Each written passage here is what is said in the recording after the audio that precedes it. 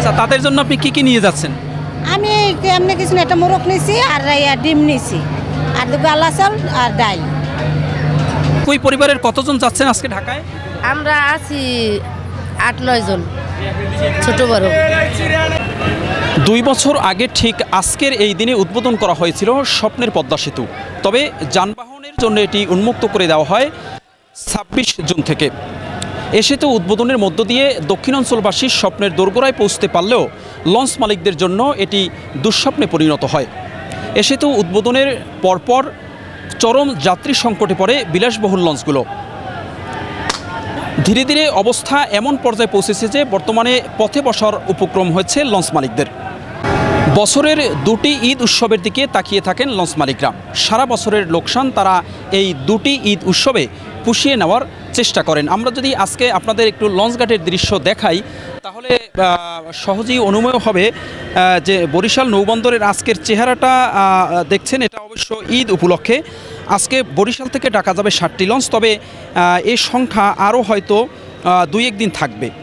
এরপর 1-2 এর মধ্যে সীমাবদ্ধ থাকবে বরিশাল নৌবন্দর।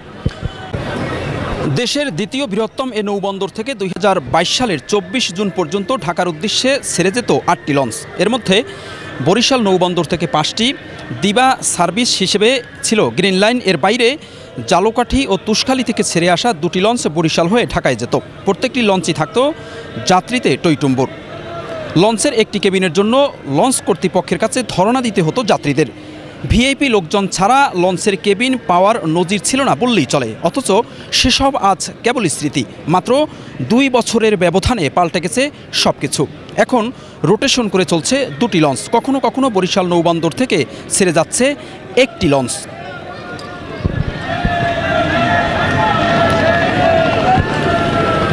আরেকটু তথ্য আপনাদের জানিয়ে রাখি, সেটা হচ্ছে যে ইতিমধ্যে সুরভি কোম্পানির একটি লঞ্চ বিক্রি করা হয়েছে, যেটি এখন ভোলা রুটে চলাচল করছে। কীর্তনখোলা গ্রুপের 3টি লঞ্চের মধ্যে 2টি কেটে বিক্রি করা হয়েছে। সুন্দরবন ও পারাবাত কোম্পানির লঞ্চগুলোর মধ্যে বেশ কয়েকটি বছরের পর বছর বসে থাকছে। পদ্মা সেতু হওয়ার পরে মূলত একটি কারণেই ঢাকা বরিশাল নৌরুটে যাত্রী সংকট দেখা দিয়েছে, সেটা হচ্ছে সময়। মানুষ আসলে 3 থেকে 3.5 ঘন্টার মধ্যে এখন বরিশাল ঢাকা রুটে যাতায়াত করতে পারছেন। এর বাইরে আসলে বাড়তি কোনো সুবিধা নেই সড়ক পথে। অথচ আমরা যদি লঞ্চের কথা বলি, সেখানে কিন্তু সব ধরনের সুযোগ সুবিধা রয়েছে। নিরাপদ, স্বাচ্ছন্দ্য, কম খরচ, শুয়ে বসে ঢাকা যাওয়ার এই একটি মাধ্যমই এখন কোনো মতে বেঁচে আছে। অনেকে বলেন যে নৌরুটে ভাড়া বেশি নেওয়া হয়, বিশেষ করে ঈদের সময় অতিরিক্ত টাকা আদায় করেন লঞ্চ কর্তৃপক্ষ, এটা ঠিক। তবে লঞ্চে বড়জোর 100 টাকা বেশি নেওয়া হয় ডেক যাত্রীদের কাছ থেকে। কিন্তু যদি আমরা সড়ক পথের কথা বলি, সেখানে কিন্তু নৈরাজ্য আরও বেশি। ঈদে আমরা দেখেছি 500 টাকার বাস ভাড়া 1 লাফে 800 টাকা হয়েছে, অথচ লঞ্চে ঈদের সময় যাত্রী টানা হয়েছে 400 টাকায়। এক্ষেত্রে বাসের চেয়ে অর্ধেক ভাড়ায় শুয়ে বসে আরাম করে ঢাকা বরিশালে আসা যাওয়া করতে পেরেছেন যাত্রীরা। ঢাকা যাচ্ছেন লঞ্চে করে, তো এখন তো আসলে সড়ক পথে অনেক কম সময়ে ঢাকায় যাওয়া যায়, কিন্তু আপনি বাসে না গিয়ে আপনি কেন লঞ্চে যাতায়াত করছেন? লঞ্চে যাইতে আসি, আমি গাড়িতে যাইতে পারি না, বিধে আমি সবসময় লঞ্চে যাই। ঠিক আছে, লঞ্চে সব কিছু নেওয়া যায়, এই করা যায়, এর জন্যে আমি লঞ্চে যাই, আমি গাড়িতে যাই না। লঞ্চে কি কি সুযোগ সুবিধা আছে? সব সুযোগ সুবিধা আছে, টয়লেট আছে, মানে যেমন খুশি তেমন এ করে যাওয়া যায়। ঠিক আছে, আর বাসে তো এই তো প্রস্রাবে ধরছে, বাথরুমে ধরছে, তাও করা যায় না। ঠিক আছে, কিন্তু 3 ঘন্টা পঠান, কিন্তু 6 ঘন্টা লাগিয়ে গেছে। এই জন্য আমি সবসময় লঞ্চে যাই।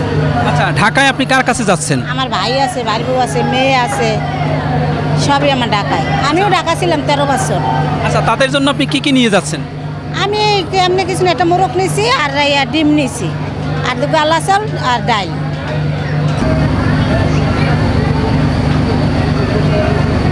যে আমরা বাচ্চা কাচ্চা নিয়ে লঞ্চে নিরাপত্তা, একটু বাথরুমে যাওয়া যায়, একটু বাচ্চারা আরামে বইতে পারে, শুইতে পারে, এই জন্য আমরা আর কি লঞ্চে যাই। আর গাড়ির ভিতরে তো একটানা বসে বসে যাওয়ার লাগে, ওটা আমাদের আর কি কষ্ট। একটু কমেও যাইতে পারতেছি লঞ্চে, মনে করেন 400 টাকার টিকিট হইলে। আচ্ছা, আপনারা একই পরিবারের কতজন যাচ্ছেন আজকে ঢাকায়? আমরা আছি 8-9 জন, ছোট বড়। লঞ্চের সুবিধা হলে এটাই, আমি বিশ্বাস করে যেতে পারি। আর যে বাসে যাই তাহলে এক কুইটভাবে এক জায়গায় বসে থাকতে হয়। এটার জন্য আমি বাসে যাই না। বাসে বেশি লাগে, লঞ্চে একটু কম লাগে। আর টাকার জন্য কোনো সাবজেক্ট না আছে, বাসও যেতে পারি, লঞ্চও যেতে পারি, কিন্তু লঞ্চে হলে আমার স্বাস্থ্যের জন্য আমার লঞ্চে গেলে আমার উপকার বেশি, ভালো বেশি। লঞ্চ চলাচল বন্ধ হয়ে গেলে সবচেয়ে বিপাকে পড়বেন নিম্ন ও মধ্যবিত্ত শ্রেণীর মানুষ, কারণ সড়ক পথে ঢাকায় যেতে কমপক্ষে 600 টাকা ব্যয় হয়, অথচ নৌপথে 3 থেকে 400 টাকায় ঢাকা বরিশাল যাতায়াত করা যায়। এছাড়া পণ্য পরিবহনও অনেকটা সাশ্রয়ী। সড়ক পথে পণ্য পরিবহনে 3 থেকে 4 গুণ টাকা বেশি গুনতে হয়। লঞ্চ চলাচল যদি বন্ধ হয়ে যায় তাহলে সেই বাড়তি ব্যয়ের বোঝা কিন্তু ভোক্তাদের মাথায় এসে পড়বে। সব কিছু মিলিয়ে লঞ্চ চলাচল অব্যাহত রাখতে সরকারকে উদ্যোগ নেওয়া উচিত বলে মনে করছেন লঞ্চ মালিক সহ সংশ্লিষ্টরা।